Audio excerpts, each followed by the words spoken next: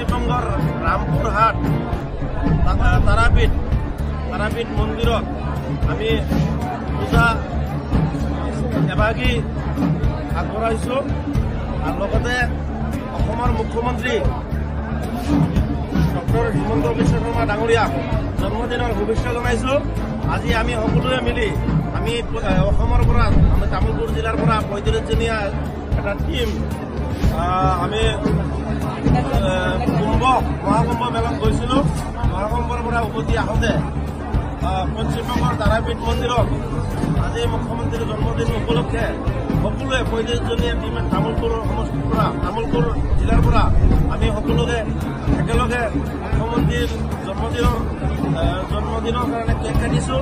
লগতে মুখ্যমন্ত্ৰীক আমি এই 35জনীয়া তামুলপুৰৰ বাকী হৈ মুখ্যমন্ত্ৰীৰ দীৰ্ঘায়ু কামনা কৰিছোঁ আৰু মুখ্যমন্ত্ৰী আৰু ৰাইজৰ কাৰণে আমাক যেনেকৈ আমাৰ অসমৰ ৰাইজৰ কাৰণে ভাল ভাল কাম কৰি আছে আৰু যাতে ভাল কাম কৰিব পাৰে তেখেতক ভগৱানে শক্তি দিয়ক, মা তাৰাই শক্তি দিয়ক, তাৰে কামনা কৰিছোঁ।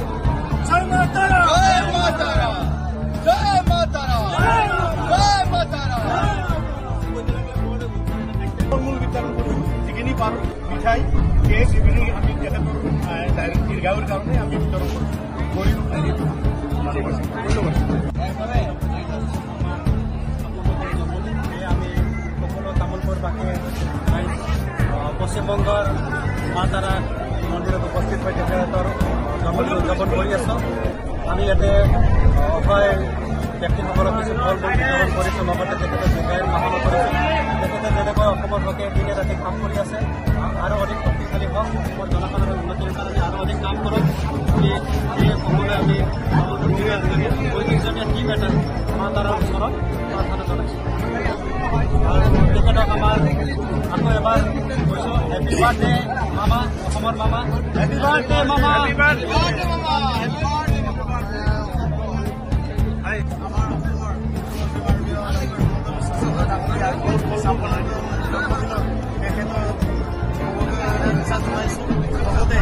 তেখেতৰ দীৰ্ঘায়ু স্বাস্থ্য ভগৱানে যেন তেখেতক আৰু শক্তি দিয়ে যে অসমৰ কাৰণে আৰু ভাল ভাল কাম কৰি যায়।